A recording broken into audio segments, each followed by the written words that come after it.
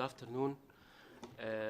My name is Mu'taz El-Figueri. I am member of the Executive Committee of the Euromed Rights and chair and founder of the Egyptian Human Rights Forum. It's my pleasure to moderate this side event, which address a very important issue in the human rights landscape in Egypt. Let me just make one practical note. There is only one camera that will record the side event. The cameraman will not record faces of participants, just the panel. Just this is for security measure. So this seminar or this side event title is Torture in Egypt, Erasure of Survivor in European-Egyptian Partnership Agreement. We have a group of distinguished speakers who work intensively on the question of torture in Egypt for years. We chose for this event to focus on one angle, one important angle in the relationship, human rights in the relationship between EU and Egypt, and I will explain why exactly we choose this angle. Today marks the 26th anniversary of the International Day in support of victims of torture. And this is a very important occasion to remind ourselves and to remind policymakers and Egypt partners that torture continues to be a major concern in human rights situation in Egypt. Since the beginning of the work of the human rights movement in Egypt in the 1980s, torture was at the top of the priority of the human rights defender work in Egypt. Following the revolution in 2011, we had some hope that there will be a new legal constitutional landscape to eradicate the pandemic phenomena of torture. But following the military coup in late June, early July, and within the bleak situation of human rights, torture continued to be practiced systematically in Egypt. And this is actually testimony that made by international human rights organization, Egyptian human rights organization, but also UN expert. Recently, last year, Egypt also discussed its fifth periodic report before the committee, the CAT committee, and the committee raised very important issues when it comes to torture in Egypt and reminded us that torture continued to be systematic in Egypt, and the government failed so far to adopt effective measures to eradicate this phenomenon. EU recently launched its comprehensive partnership with Egypt. And you know, the history of Egypt relationship with EU is back to Barcelona process. We have the Euro-Mediterranean Partnership Agreement, Association Agreement, European Neighborhood Policy, several rounds of European Neighborhood Policy. And we always observe that human rights, despite the fact that it is a fundamental component in the document that bring EU and Egypt together, the implementation and the monitoring of torture and other human rights issues are very weak when it comes to EU-Egypt relation. There is no conditionality imposed on Egypt, despite the fact that the document actually recognizes that Egypt will not be able to receive financial aid without achieving remarkable and significant reform in human rights, including the question of torture and ill treatment. Recently, in January 2024, there was the 10th Association Council. Just to be, in my view, the outcome of the council was very weak when it comes to human rights in Egypt. We can just observe that the geopolitical concern, security cooperation, and cooperation on migration take priority in the relationship between Egypt and the EU.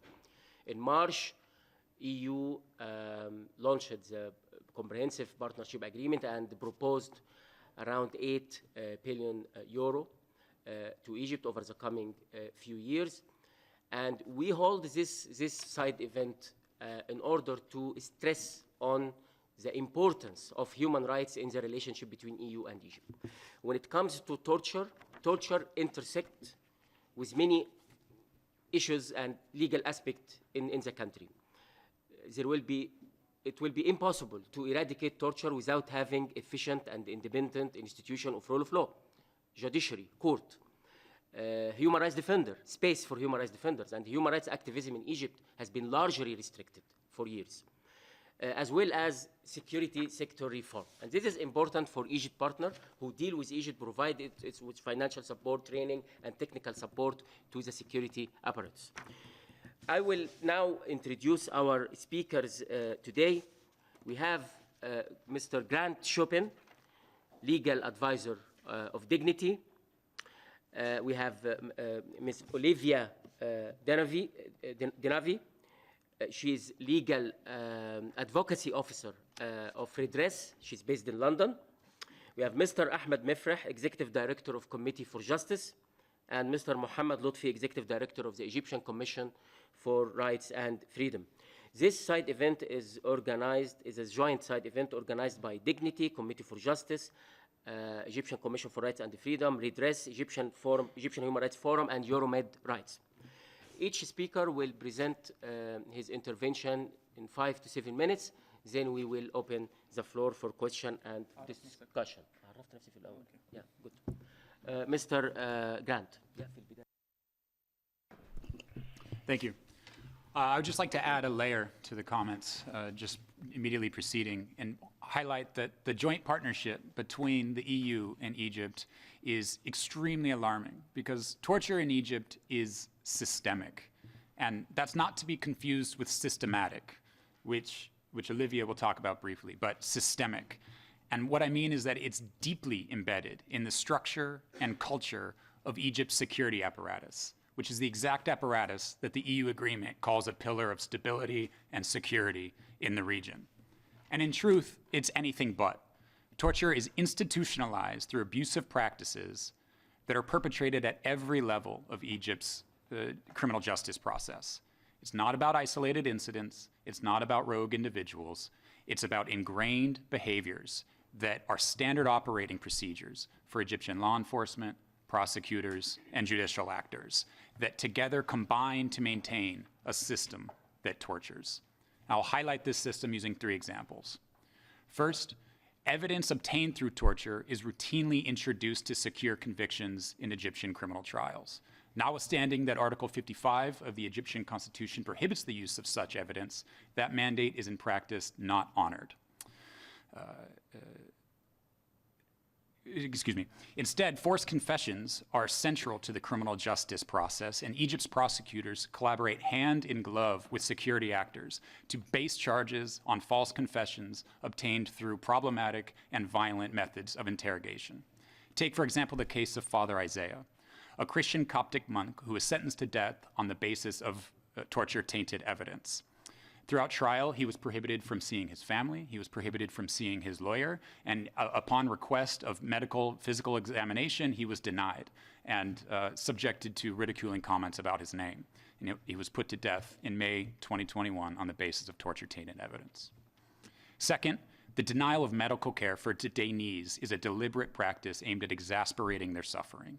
These denials are not oversights. They are intentional acts of neglect to punish the spirit of detainees, to extract confessions, and enforce compliance.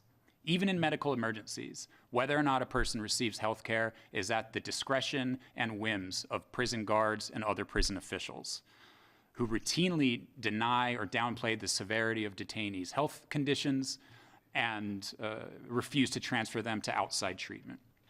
For example, take the situation of a female prisoner who had kidney pain, and every single time she complained to authorities, she was either denied, not given an examination, and was just given painkillers. After several months of asking, she was finally seen by a physician who determined that she had uterine cancer, and ultimately her uterus had to be removed because the cancer evolved to such a progressive state.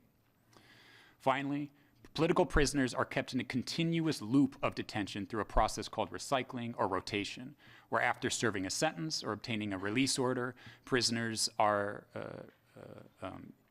new charges are fabricated, justifying new cases and new periods of pretrial detention. This practice effectively extends imprisonment indefinitely, sidestepping legal limitations and manipulating the justice system to detain individuals without due process. By recycling cases, the authorities maintain control over political dissent, they suppress opposition, and they use the legal system as a tool of repression.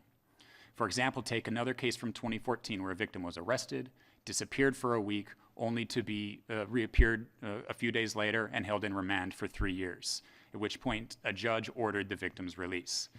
That victim was transferred from prison to a police station, disappeared for another week, and then held in remand for another 6 months, upon which they got another release, new charges, new remand for another 6 months, in which case they got another charge, another remand, and the cycle keeps going and going. This recycling, the denial of medical care, and the use of torture-tainted evidence are emblematic of Egypt's system of torture because they're rooted in bureaucratic and legal mechanisms that perpetuate abuse and control targeted individuals, ensuring their continued incarceration, silencing, and suffering. Far from a pillar of stability and security, these practices are symptomatic of an Egyptian regime that is absolutely confident in its impunity and its ability to maintain such systems. Its confidence in its impunity, its confidence that it can maintain these systems comes in part because of the complicity and erasure caused by agreements like the EU partnership agreement with with Egypt. Today, I call on the international community to honor its obligation to respect, protect, and fulfill the right to be free from torture by making good on that promise and not continuing to enter into such agreements. Thank you. Thank you very much, Mr. Grant. I will now give the floor to Ms. Olivia, please. Thank you, Murtaz, and thank you, Grant, for those insights. So I'm here from Redress, an organization that pursues justice and reparation for survivors of torture. And Redress, in collaboration with partners, including the organizations represented on this panel, have published a report last year with a detailed legal analysis concluding that Egyptian authorities' use of torture is so widespread and systematic as to account to a crime against humanity under customary international law, by which Egypt is bound. And there are copies of the report at the back of the room if you'd like to pick one up.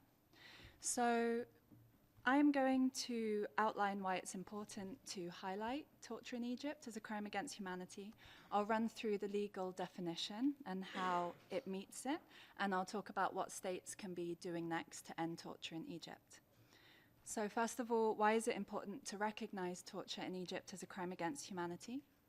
Well, there are both practical and legal values to doing so, and to recognizing torture in Egypt as an international crime, and not just as individual isolated incidents, but instead as a pattern or a state policy of using torture to suppress dissent.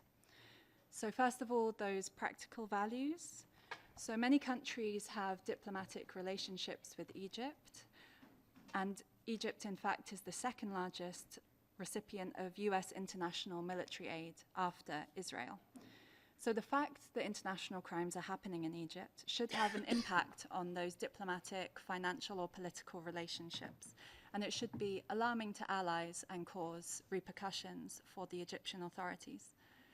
There's also a legal value to recognizing torture in Egypt as a crime against humanity, because that would impose obligation on states to seek accountability for the Egyptian government. So how does torture in Egypt constitute a crime against humanity? So first of all, the consistency of the publicly available data on torture in Egypt establishes a clear pattern of abuse, as opposed to individual or isolated or ad hoc acts of misconduct, which is what the Egyptian government claims it is. The pattern includes similarities in the way that arbitrary arrests and detention are carried out, and the authorities involved, such as the National Security Agency or the National Police or other security agencies. There is especially a pattern in those targeted, which includes the political opposition, politicians, lawyers, journalists, bloggers, academics, and human rights defenders, especially those from marginalized identities such as women and gender rights activists and LGBTIQ+ individuals. Now, the purpose of this arrest and torture is mostly to suppress dissent, in response to real or perceived political or human rights activism. And the methods of torture also have a pattern. We see both physical and psychological torture used as a political tool to stifle dissent. By identifying and analyzing these patterns, of course, yeah. By identifying and analysing these patterns, and of course by recognising the huge number of reported cases, we established the existence of a widespread and systematic use of torture in Egypt, as well as a state policy to use torture. Other elements that contribute to the existence of a state policy include the Egyptian government constantly using measures such as states of emergency to create loopholes in the law and circumventing the rights of its citizens under the Constitution and international law, allowing for a systematic commission of torture. The Egyptian government also uses anti-terrorism legislation as a pretext for various human rights violations, including torture, with impunity.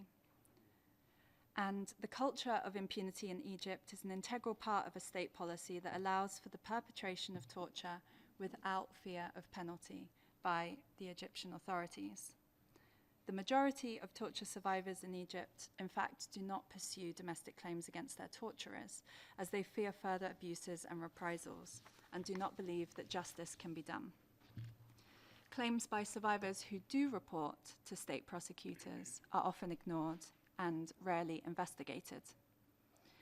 Egypt's legal framework to criminalize torture does fall short of international standards under the UN Convention Against Torture, and therefore creates actual or potential loopholes that allow for impunity. We also see a lack of independence of the judiciary in Egypt, and the unsanctioned acts and omissions of the judiciary, such as the Supreme State Security Prosecution, allow for the arbitrary arrest or incommunicado detention of its citizens, as well as impunity in cases of reported torture, further showing the existence of a state policy that encourages and enables the use of torture and other violations to suppress dissent. The final legal framework that torture in Egypt accounts for to create the definition of crimes against humanity is the knowledge element, or the fact that the Egyptian government must know what is going on. So the widely available documentation of the prevalence of torture in Egypt, which includes decisions from regional and UN human rights bodies communicated to the Egyptian government, as well as NGO and media reports, establish that the highest spheres of the state must know or should know that torture is being used against dissenters and others in Egypt. So I'll finish by saying what the international community and what states should be doing next. So states should look into their political, diplomatic, and financial relationships with Egypt in light of the violations we know it is carrying out.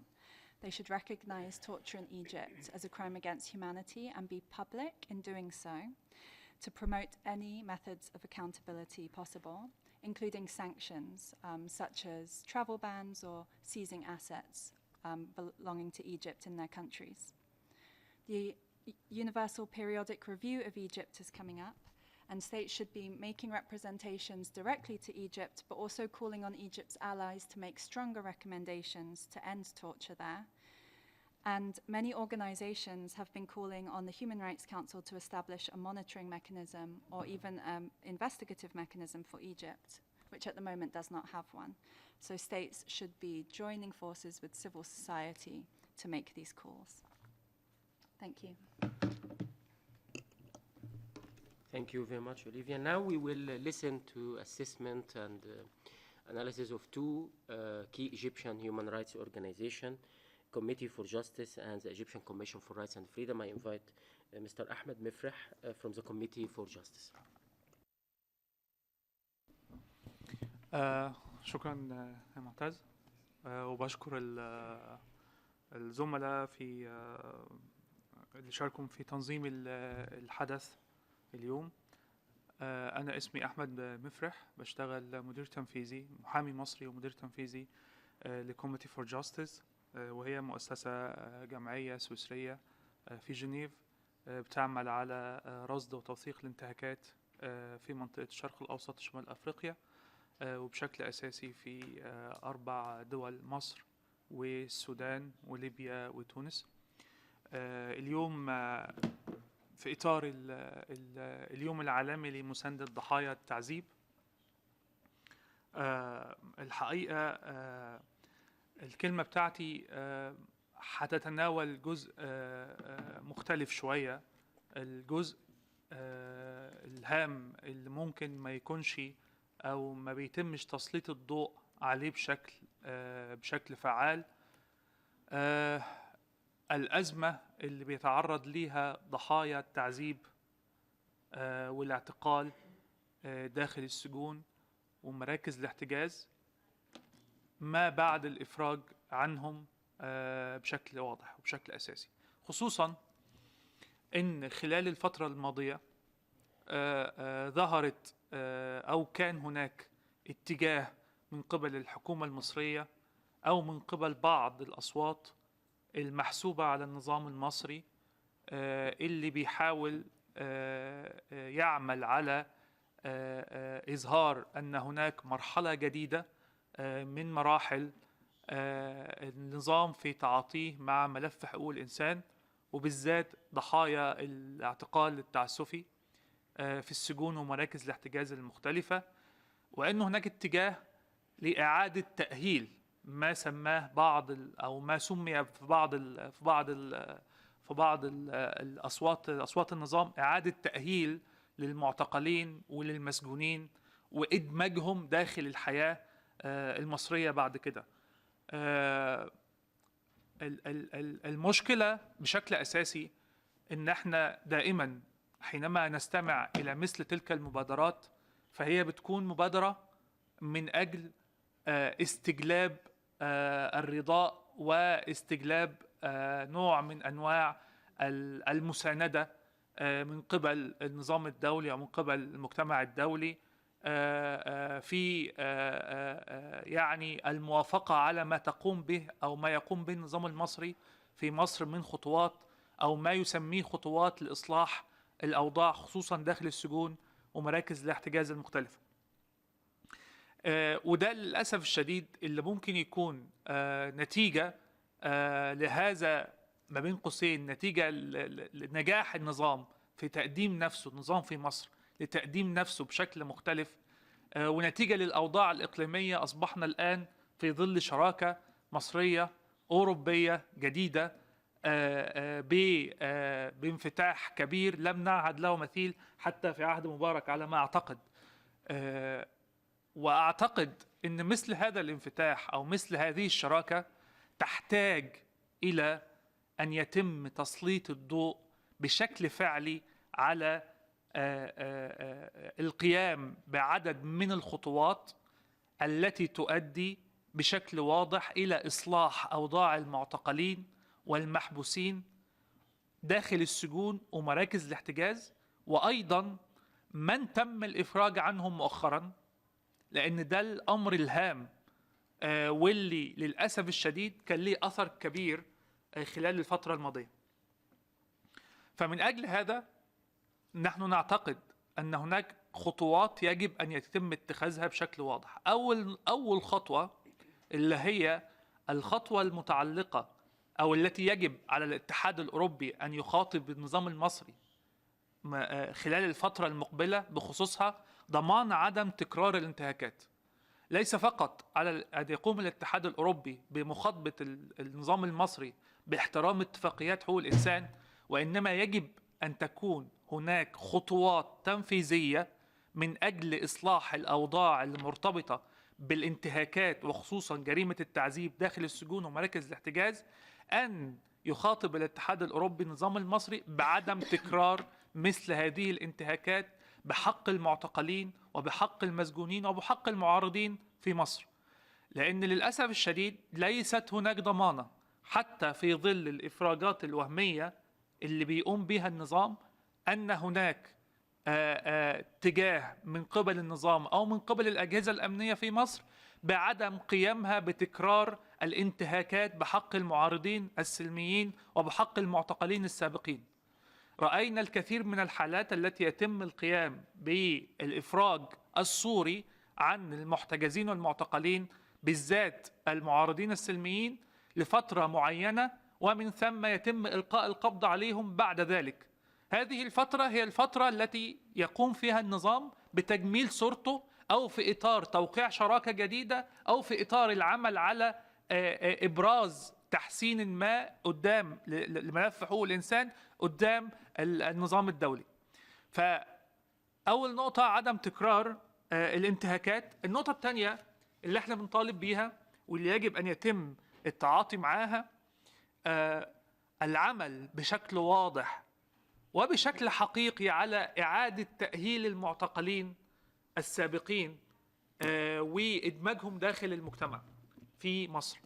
وده أمر مهم للغاية، لأن للأسف الشديد حينما نتحدث عن النقطة اللي مرتبطة بإعادة التأهيل هو أمر سوري يتحدث به النظام، لكنه لا يقوم باتخاذ أي إجراء أو أي خطوة لتصحيح ما قامت به الأجهزة الأمنية والأجهزة الأمنية والجهاز الأمن الوطني على سبيل المثال ضد المعتقلين السابقين وضد المحتجزين السابقين من انتهاكات تعرضوا ليها، اعتقال طويل المدة أو تعذيب بدني واضح، أو حالات الوفاة بداخل مراكز السجون والاحتجاز في مصر اللي أصبحت الآن أكثر من 1200 حالة وفاة من 2013 بسبب التعذيب البدني أو سوء الرعاية الصحية أو سوء المعيشة.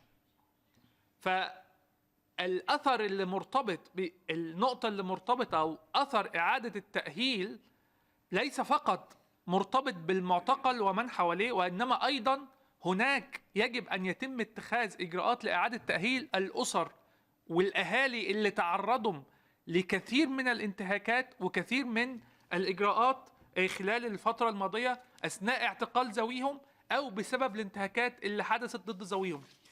النقطة الثالثة واللي عايز أشير إليها في نهاية كلمتي الحق في العدالة والإنصاف. إحنا بنعتقد إن هناك للأسف الشديد يعني ميراث كبير سيخلفه هذا النظام من كم عدد الانتهاكات وكم أعداد المعذبين أو الذين تعرضوا للانتهاكات داخل السجون ومراكز الاحتجاز المختلفة، إنه يجب أن يتم إنصافهم ويجب أن يتم العمل على تقديم الحقيقة ليهم في أي مرحلة من مراحل العدالة الانتقالية مستقبلا. لأنني من وجهة نظري لا أتخيل بأن النظام الحالي حيعمل على إنصاف من قام بإلقاء القبض عليهم ووضعهم داخل السجون ومراكز الاحتجاز بشكل تعسفي وقمعي، أو أنه يديهم أي نوع من أنواع التعويض أو الحق. احنا نتخيل أن الإنصاف وإنصاف الضحايا أعتقد أنه حيكون أمر هام لمرحلة القادمة من مراحل العدالة الانتقالية إذا كانت هناك مرحلة عدالة انتقالية في المستقبل. وشكرا لحضراتكم. Thank you, Ahmed. Our last speaker, Mr. Mohammed Lutfi, Egyptian Commission for Rights and Freedom.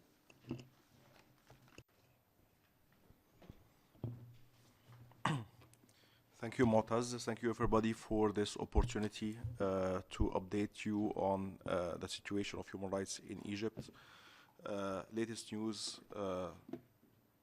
yesterday, a criminal court in Marsa Matruh at the borders with Libya has acquitted a police officer who killed an Egyptian young man in Marsa Matruh last year. A small altercation over parking and traffic. The policeman, dressed in civilian, pulled his gun and killed that man.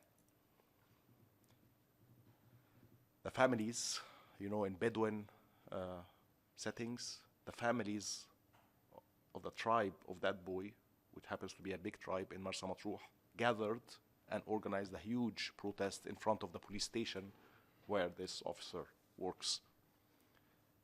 Members of those families were arrested and are now on trial in a separate case. They remain in detention until now for protest, breaking the protest law, and the officer who spent only 4 days in pretrial detention is now acquitted. This is how ingrained the culture of impunity is in Egypt. This is how strong police officers, I'm not speaking of, that's a regular police officer in a regular police station in a remote area in Egypt. You can imagine what it feels to be a national security officer or an intelligence officer sitting in Cairo, and how powerful they must feel. And rightly so.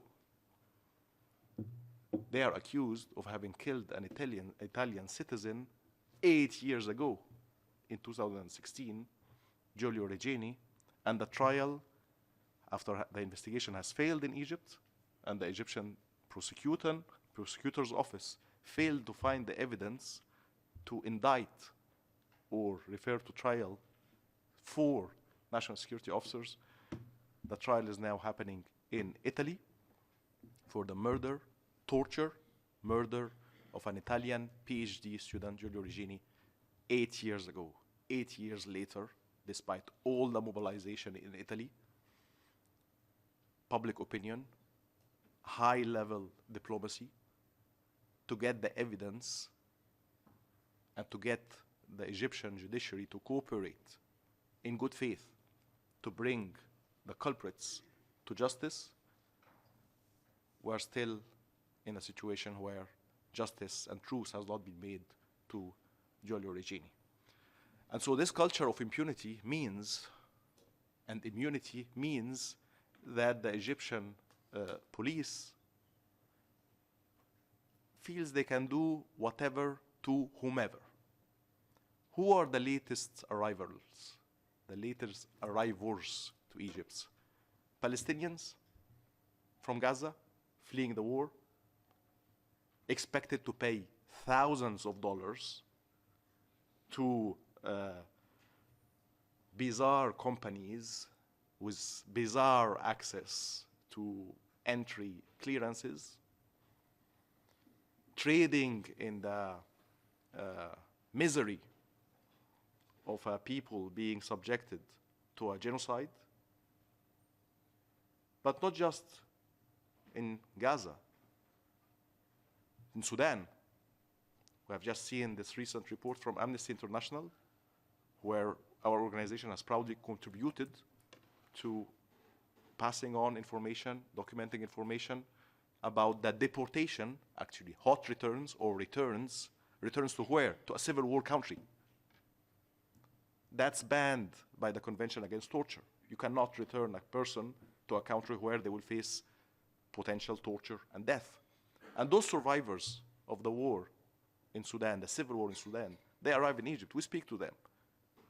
Sexual violence, rape, burning houses, killings, extrajudicial.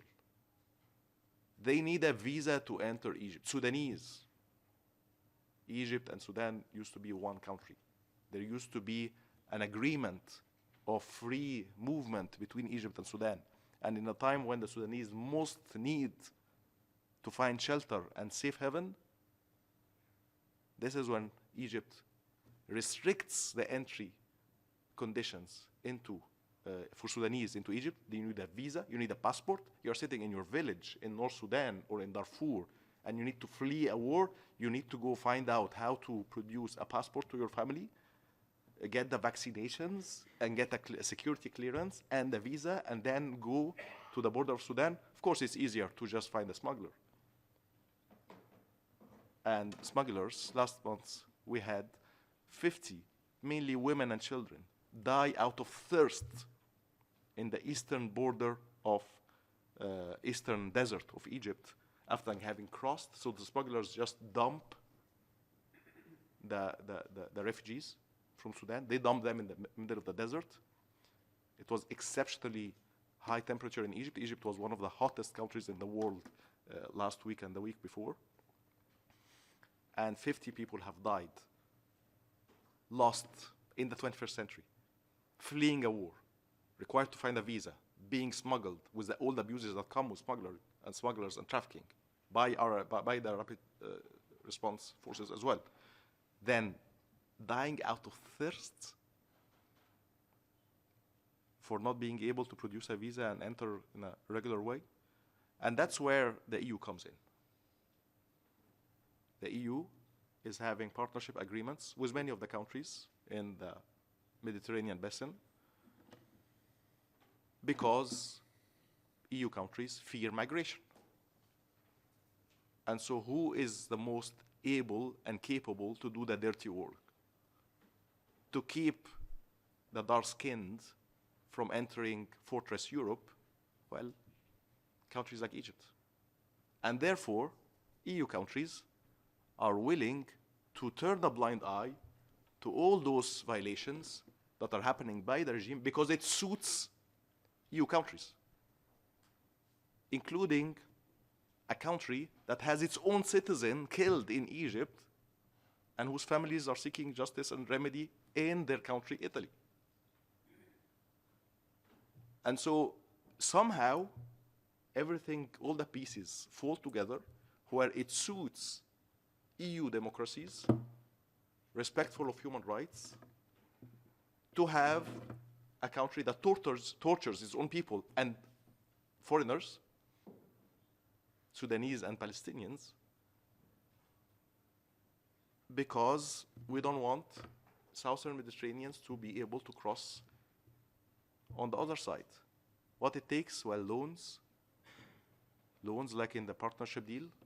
And we as civil society, we have to engage in this situation. What can we do?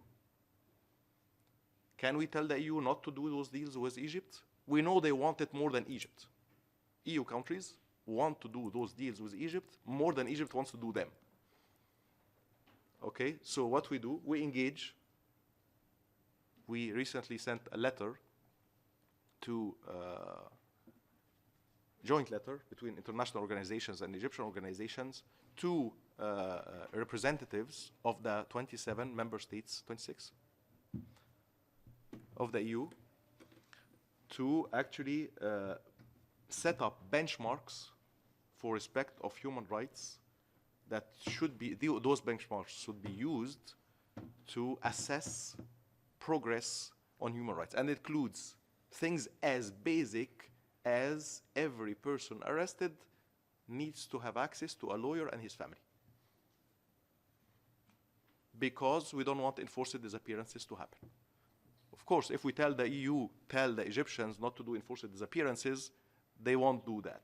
But at least we can tell the EU, tell the Egyptians to make sure that anybody arrested has access to a lawyer and a call to the family. That would sort of prevent enforced disappearances and would prevent, of course, torture. Things like abolishing the anti-terrorism law. Things like releasing political prisoners, but not just that. People as, we have a case of a Yemeni man, let me finish with this one. A Yemeni man, Muslim, converted to Christianity. Abdel Baqi Said is his name. Converted to Christianity. He was, of course, harassed, intimidated, prosecuted in Yemen. Came to Egypt in the early 2000s. Became a refugee in Egypt. He spent the last 4 years detained as a terrorist in Egypt, accused of belonging to a terror group by state security prosecution and defamation of religion. And by the way, 4 years in the same case. So the effort of actually inventing a new case is not even made. The maximum period of pretrial detention in Egypt is 2 years for murder. If you are going to be punished by death penalty, it's 2 years the maximum.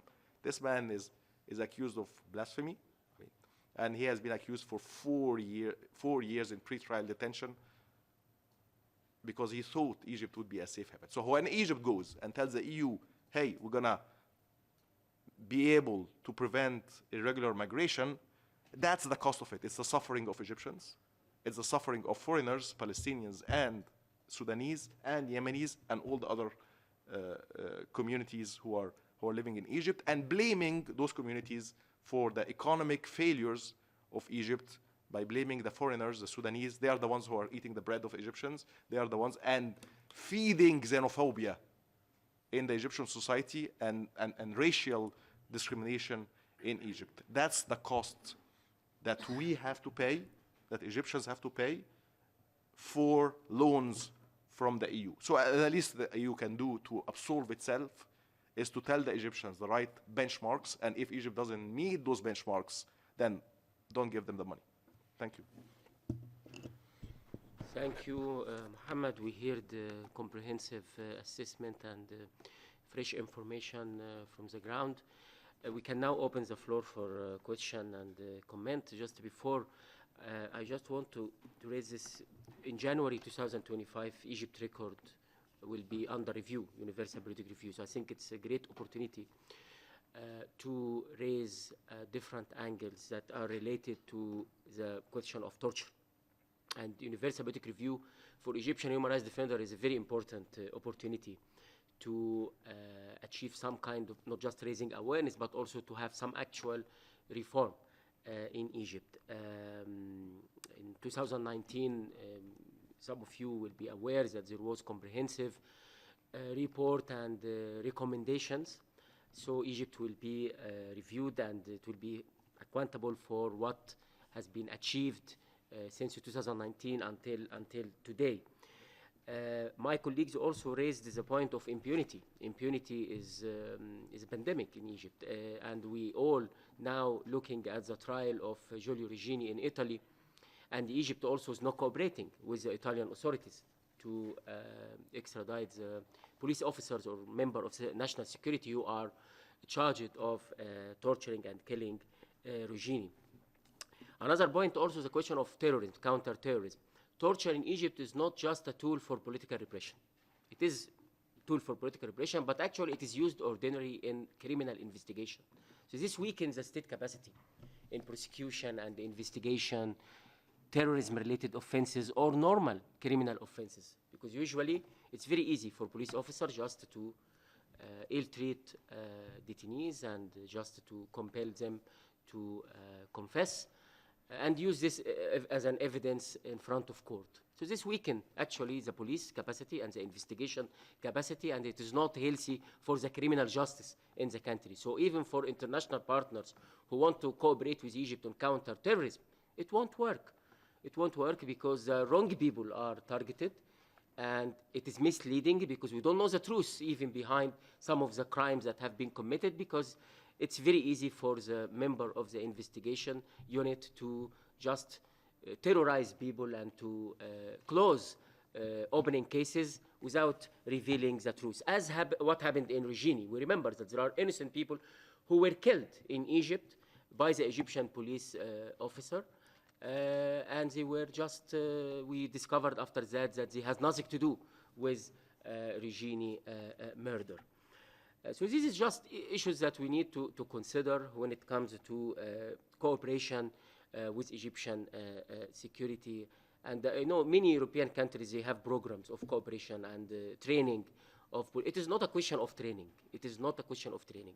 It is a question of political will to deal with the legal deficiency and to reform the institutions, independence of the judiciary, independence of the prosecution. These are the major priorities that need to be taken into practice in Egypt. So now we can open the floor for question and comment. So please, you can introduce yourself and ask your question.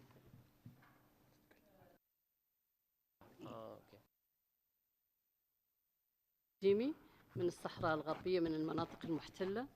بصفتي كناجية من الاختفاء القسري أتقدم في هذا اليوم العالمي لمساندة ضحايا التعذيب وعائلاتهم. أتقدم بكل المساندة لكل الضحايا عبر العالم. مريت من الاختفاء القسري لمدة 4 سنوات ما بين 87 و 91. أريد فقط أن أنوه بمداخلة كل المشاركين وأشير إلى مداخلة السيد الذي ينتمي إلى منظمة دينيتي، لأنه أثار نقطة جد مهمة، ألا وهي منح الاتحاد الأوروبي لوضع الشراكة مع بعض الأنظمة الشمولية التي تركز على تعذيب أبنائها ومواطنيها. وكذلك أشار الأخ الآخر على الجانب، أشار إلى الإفلات من العقاب، وأشار إلى عدم ربط هذا الوضع، وضع الشراكة، وكذلك الوضع المتقدم الذي منح للمغرب، وضع عدم ربط هذه الوضعيات المتقدمة والشراكة لهذه الدول تكون مربوطة بعدم التكرار، لأني إلى حد الآن أنا أفرج عني من 91 إلى حد الآن لا زلت أنا وكل إخواني وأخواتي الذين تم الإفراج عنهم من الاختفاء القسري لا زلنا نعاني من كل أنواع التكرار. شكرا. واضحة، شكرا. تفضلي. I think I have to introduce myself. My name is Amira Saadi. I'm an activist and feminist from Tunisia. I really thank you for the update that you give today for Egypt. And I feel really sad and overwhelmed by all what I heard. As in Tunisia, I think we are going to the same path. I mean, Egypt is a step away from us, but we are doing the same things now. I mean, the regime is doing the same things. As today, we have too many people that they are arrested in the jail without any charges, without nothing. And as speaking for the torture, we have Rashid Khiari that he is now like suffering from a cancer and he's in the jail. And also Mahdi Zagrouba, the lawyer, I think that you heard about him, that he, so we start to go again in this situation. So my question is for my friends in Egypt and my colleagues from Egypt especially, if we can do something as the Tunisian civil society and the Egyptian civil society, so like it can be a massive like group or a massive what we can do with the UA and also to make up all these problems go outside. Because here in Tunisia, I think that it's like, even we are talking, even we are writing agreements, it's really still weak in the term, I mean, on the ground. Especially today, because the regime have too many agreements with Georgia Meloni, as you hear about the migration and all of those things. So I feel that UA is like giving up on us as Egyptian and as Tunisian as well. So it would be great if we can do something together as a massive, like, big thing. Thank you. تفضل حضرتك.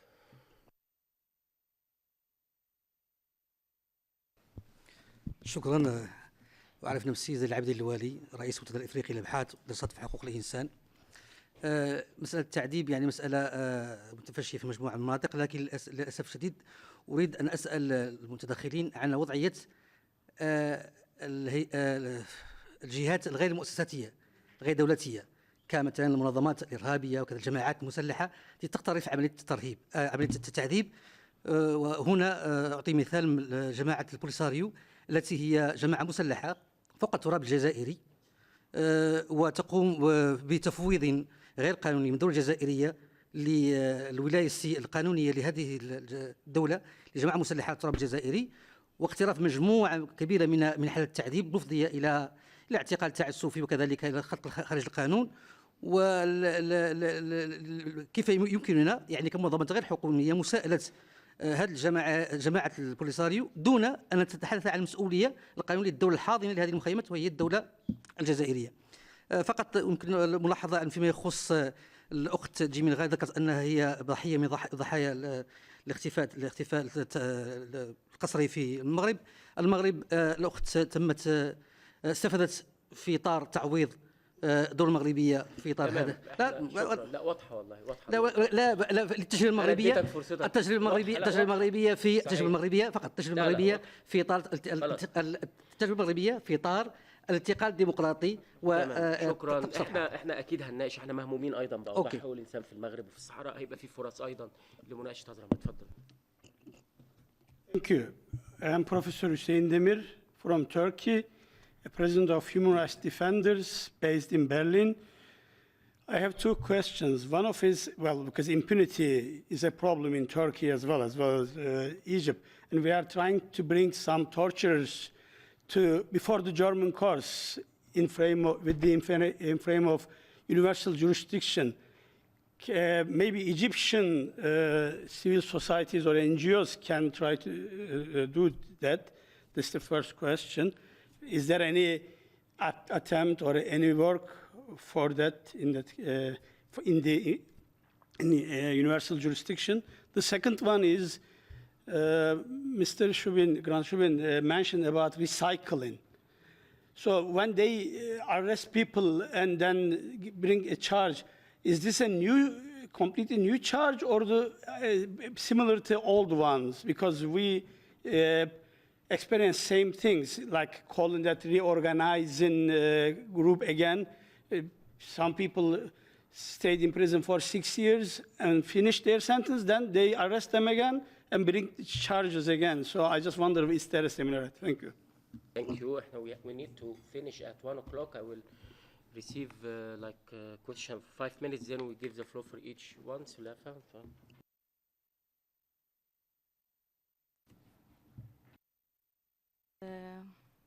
مساء الخير، أنا اسمي سلافة مجدي، صحفية مصرية. سؤالي لمؤسسة ديجنيتي. أولاً حضرتك اتكلمت عن إنه التعذيب منظم في مصر، فهل التعذيب يعد جريمة ضد جرائم الإنسانية ولا لأ؟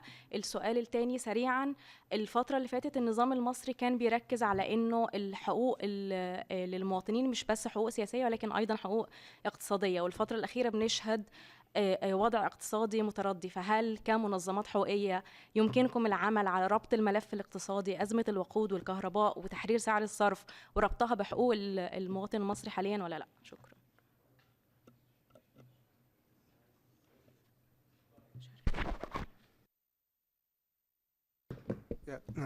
Sharaf Aziz, just from International. I wanted to ask a question. The professor already covered. Thank you.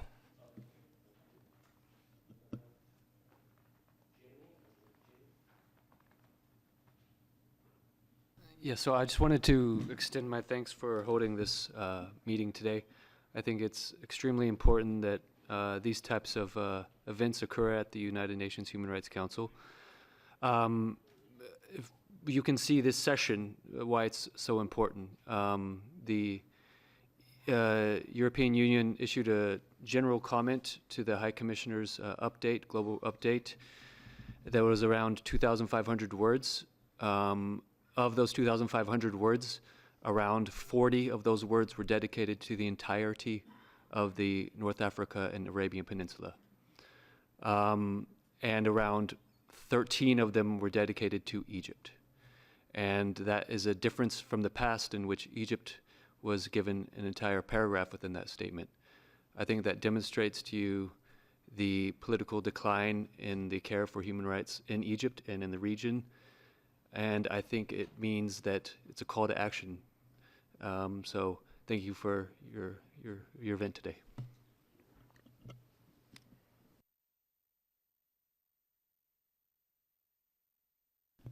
Jawad Fairouz, victim of torture and director of Salam for Democracy and Human Rights. Two simple questions. How you evaluate the role of the Arab Commissions for Human Rights, part of Arab League? Do you think, though, they are serious to follow up the issue of the human rights violations in the Arab world? Secondly, what is your message to the Western allies, to the Arab countries like EU, UK, and United States, which I think that they have the major role that if they are serious to prevent such torture to happen in the Arab world, especially in Egypt? Thank you.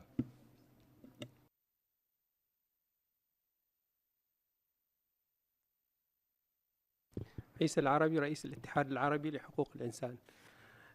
طبعا نحن دائما وأبدا مع كل من يتعرضون للتعذيب في الوطن العربي تحديدا، لكن إزاء الجرائم التي ترتكب في فلسطين تحديدا نرى أن الكثير من المنظمات الغربية تركز على قضايا قد لا تكون لها الأولوية المطلقة حاليا في الوطن العربي، في مقابل تجاهل ما يحدث في فلسطين من جرائم وانتهاكات وجرائم حرب، يغفلون عنها إن لم يكن مواقفهم تجاه هذه الجرائم لا تصب في حقيقة يعني بما يتوافق مع حقوق الإنسان، القيم والمبادئ التي يجب أن نرتكز عليها.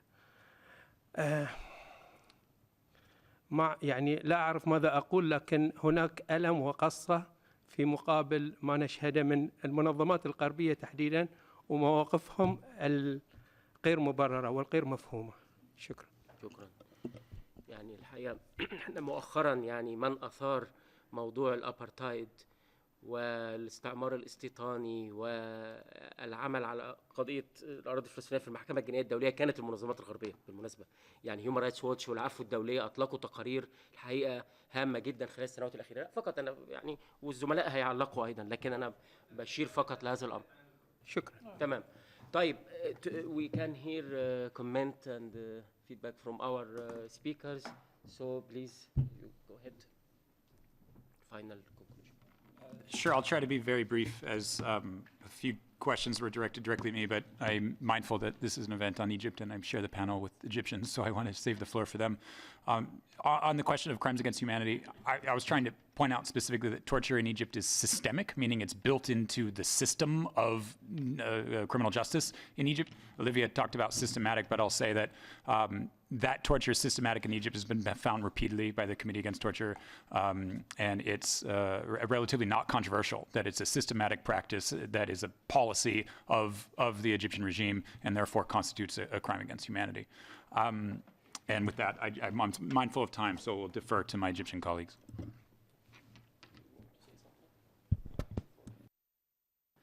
Again, very briefly, I'll just say that in response to a couple of questions that we do see enormous double standards used by Western nations who are very comfortable to call out certain nations that they don't have sort of beneficial diplomatic relationships with or financial trade relationships with. But then when it comes to countries where there are more stakes for them and therefore they should have more influence, they do not call out those human rights violations, and that will have to change if those countries like the UK and the US want to have a reputation for upholding human rights on the world stage.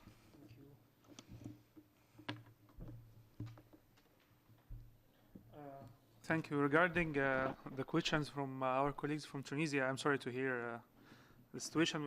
We are follow the situation as well, and I'm sorry to told that the regime in Tunisia, he is now trying to copy what the Egyptian regime is do against the human rights defender in the past years, against the human rights defender, and to try to do the same thing against the Tunisian human rights defender and the organization in Tunisia. So the issue is what is the Egyptian regime is do is not only stand on the Egypt, but it's now expanded to other regimes, and this is what we try to inform our colleagues and also try to inform the international society about it.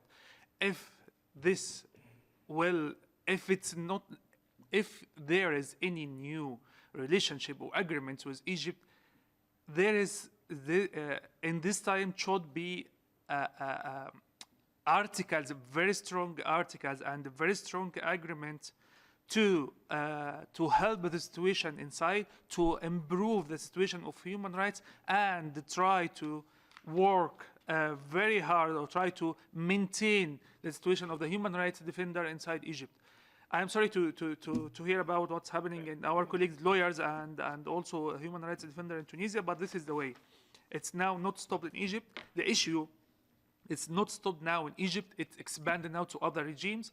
We find the same thing also in Sudan, and we find the same thing also in Tunisia. And this is because the international society, something like working with the Egyptian regime, doesn't do what he should do to prevent the torture and to prevent to help the victims in Egypt.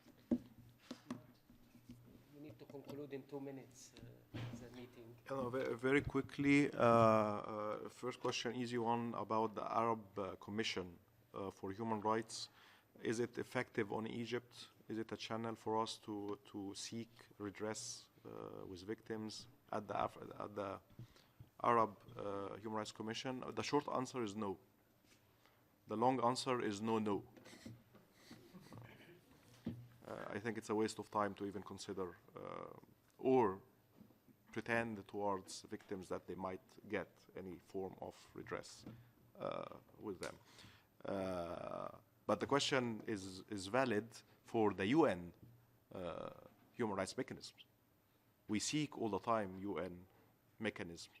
Has the validity and the effectiveness of the UN human rights system been affected by this latest war in Gaza? Of course. Of course. And it's a real threat. It's a real threat to the UN human rights system that has been spent many, many years, many, many sacrifices, many, many meetings to get this system to work. It is being undermined by the double standards, and the double standards, it's often seen, not just in Gaza, it's also seen with other conflicts in Sudan, in Libya, in many countries, and the problem is that countries who blame Europeans for double standards also practice double standards when it comes to other conflicts, and we're all losing at this game. Thank you very much. We conclude the side event. I'd like to thank our speakers from Dignity, Redress Committee for Justice, and the Egyptian Commission for Rights and Freedom, and thanks for the attendance. Thank you very much. Thank you.